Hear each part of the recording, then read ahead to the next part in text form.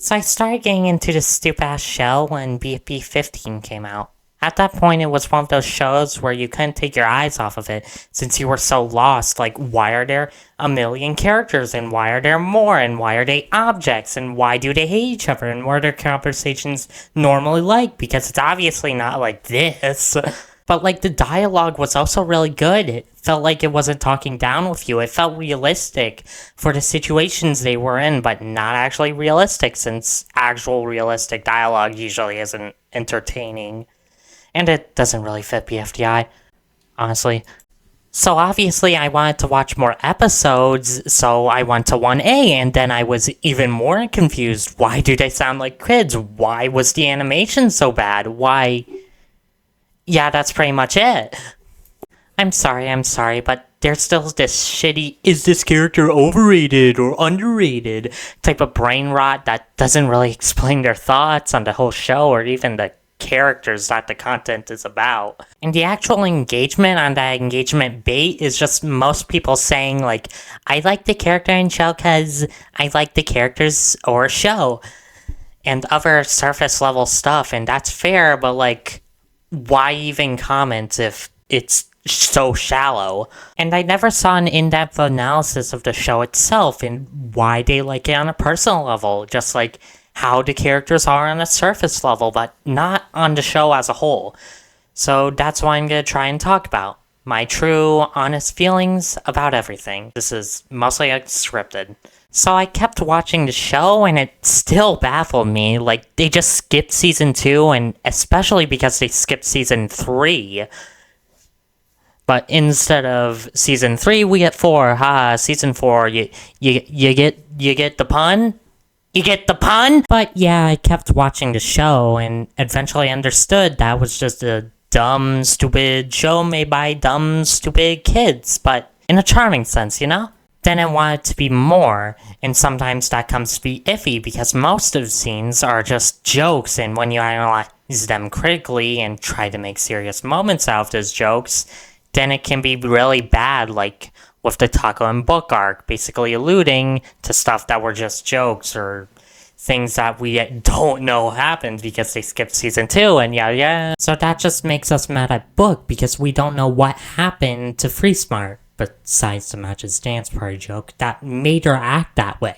But on the flip side, there are some really nice points, like with Nelly apologizing to Woody, even though if basically all that happened was just a dumb joke, it was still repurposed and made into a really nice and wholesome moment. At this time, I was also so fixated on why the fandom was like this, and why it was so much different than like other fandoms at the time. I think it's because of two things. Obviously, it's partly because of the voting in the show, but there's already a good video on that, and you should check it out. How people were taking inspiration from the show and decided to make it their own show. And that was probably the best part of the fandom, with everybody being so creative and everything. But the thing that brought me back was the brain rot of a dwindling cast, and my brain really likes that trope for some stupid reason. Brain, what the fuck? That's why I got into Total Drama, then Danganronpa, then Your Turn to Die, and then BFDI somehow. In that order, why? So yeah, it was just the dwindling cast, but also how the votes worked, how the statistics worked, how long it took for people to react to things or copy or realize their opinions. That was probably the second biggest reason of why I like this show so much. And then BFB 16 came out, and that was fucking insane. It baffled me for like the 15th time. Baffled the eye. Then I realized maybe they just want to shorten the season by having 40 contestants and have that specific season go faster. But no, it's the 14 for some reason. What? Why, you buffoons? But anyway, I was still happy that the final 14 was being eliminated at a faster rate, but I realized the show was going down a slope that sacrificed all the good dialogue, like starting at BFB 22. They kinda had the dialogue for the serious scenes be in the more comedic scenes, and then they just meshed together and It just made the comedic scenes go to a halt. Like, the dumb, stupid comedy scene shouldn't be this long.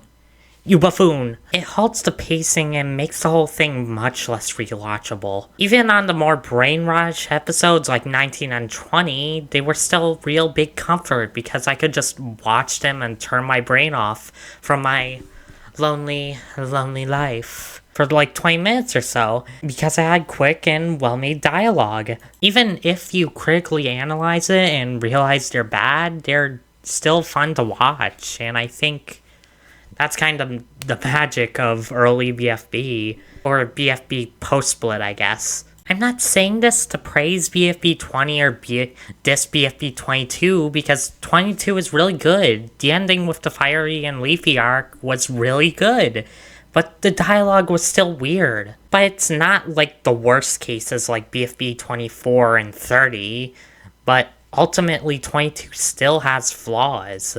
I'd also like to add that BFB 18 and 21 are like genuinely underrated, and I'm not using that word too much, okay? You bufundles, you buffoons, you a stingle. Not like fake underrated, like basketball, like come on. Like, BFB 18 had really funny and serious moments that I'll show on the screen.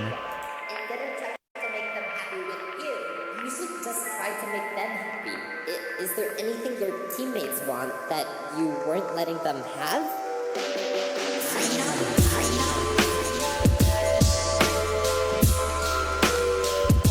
And BFB 21 had a really good emotional moment with Woody and the box. I kind of related to how everyone infantilized Woody just because of his past. And the fact that you could see both sides of the situation because you saw the rest of Dean's thought process beyond their mistake, it just made it feel like a really good episode of episodic television. I want that to be a lesson in how, when the stars align, the Jack and Jellyfy crew can make a good, entertaining episodic episode. Not just story-based ones. After all that mid-brain rot, it feels amazing when those stars align, and it feels more impactful than The fucking Godfather. BFB 21 is better than Endgame. But then everything related to BFB 21 got rewritten since Taco got out. Yay! Definitely don't wish that I could go back in time and bot Taco's votes a bit. Definitely not. Ha ha ha. Ha ha ha ha ha ha. It still seems like people like the Blocky and Woody approach that they took with this storyline, so nice. Still, after BFB 22, the show started to decline in quality again. 24 was really bad, like the second worst instance of the bad dialogue. Why do people have to apologize to Gelatin? He should be the one apologizing. He's a stupid, silly idiot. He's not a down-to-earth, sophisticated non-stupid. How I'm sounding right now. I don't know, I liked him more in BFB and BFDI 9 personally. I know others don't agree with me, but I like him as a bit of a dick. Come on. Other characters went in directions I didn't really like, but they weren't exactly bad directions, so I couldn't really be that mad. But I'm still that mad. Grr, me angry. Back to my English speech. So, for example, Lollipop became much nicer than before, and, well, she became much less aggressive, I guess. Same with 4. Though both of those character arcs make general sense, less with Lollipop, honestly, it made the characters less entertaining. They didn't feel like themselves anymore. I still liked Lollipop. I voted for her. That's 50%ly because she was the least bad out of everyone. Honestly, I haven't really watched pre-split, honestly, because it's forgettable, you know? It's also a bit brain-rotty, and I want to heal my brain from the rot. I want to puke it out and consume the puke, you know? Basically, the show went on a downhill slope with BFB 23, 24, 25, and 26 especially. They felt the need to start saying what Teardrop is thinking instead of letting the viewers figure it out. It felt kind of infantilizing. Like Woody! They can figure out what Teardrop is saying. Come on. The purple face. In BFB 29 and 28, we're starting to redeem the show with a lot more lore drops, and the dialogue was still weird, but the story and environment balances that out. I also like that they gave Taku some screen time in BFB 29 because she got out prematurely. BFB 30 appeared. It's the worst case of the bad story, it's the worst case of the bad dialogue, it's the worst case of characters losing everything that made them unique, and the worst part is that it's bloated to 40 whole minutes when it should have been like 20. I couldn't even get through it in one sitting.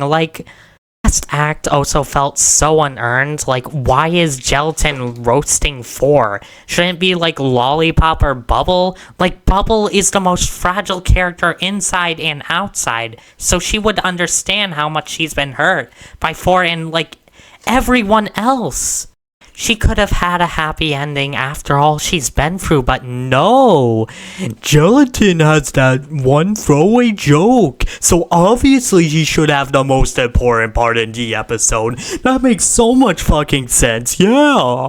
B30 was so bad that it literally made me kill my own grandma and leave the whole fandom. And the wait between Teapots 1 and 2 didn't help. On the topic of Teapot, Teapot 1 was absolutely amazing, and it actually got me back into the show.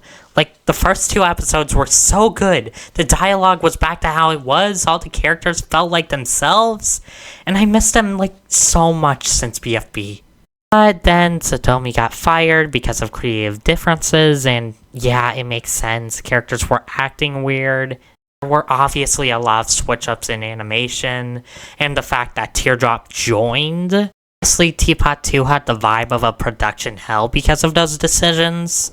Also, since it took a year and a half to come out. Basically felt like a tug-of-war between two sides, between a more silly side and a more risk-reward side. Also, the fandom couldn't see what happened during, later BFDIA and IDFB, so when characters were alluding to stuff that happened in IDFB, with the Alliance or Pin talking about BFDIA, the audience didn't think, oh, stuff happened back then. No, they think characters are acting out of character, because also, the audience is a bunch of stupid-ass kids who refuse to understand that there's a blank spot in the middle of the fucking show that makes a blank spot in the characters' arcs.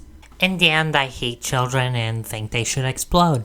Now then, I think it's appropriate to go on to Teapot 3. This one's a bit weird, since it was a midpoint between Teapots 1 and 2, with more character-focused stuff in arcs, and Teapots 4, 5, and 6, which are just episodic dumb, stupid, yeah. So they were just trying to end the arcs in a very satisfying way, and then carve out a new path for Teapot. I feel like that's why the episode was really weird, because instead of it being incredibly slow, like BFB 24 and 30, they were fucking speedrunning it this time. Literally everyone was doing any of everything just to get one line.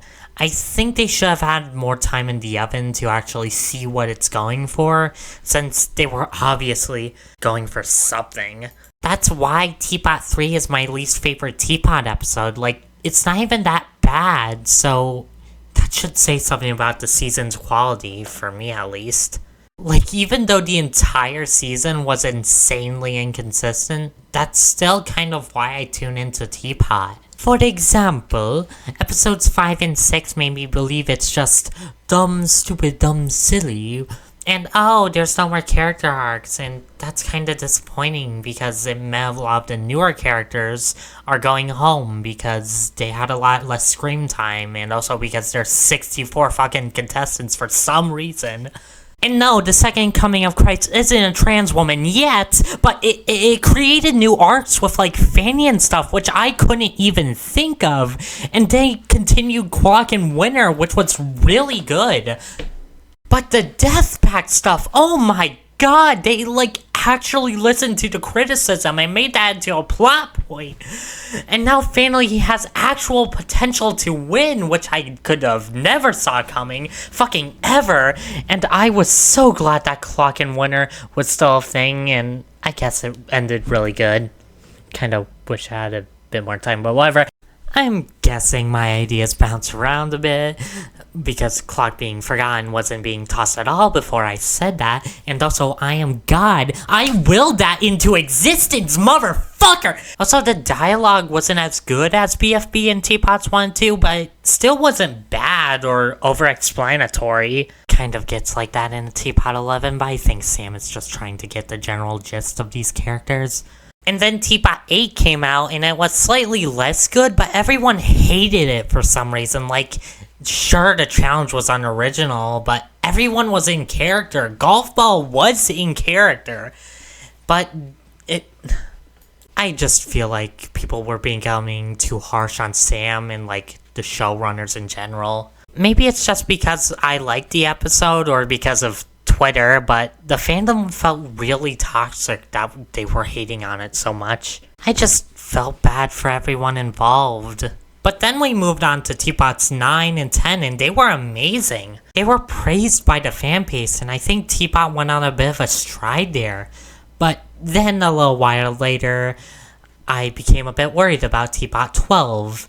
Also, I recorded this before Teapot 12 because Teapot 11 had a lot of weird dialogue choices and just choices in general. Like, they were fucking stuck there for 6 years. They should have gone insane by now, but no, they're mostly okay for some magical reason. As a mild plus though, the dialogue doesn't get irritating if you watch it just once, but just once is kind of the problem.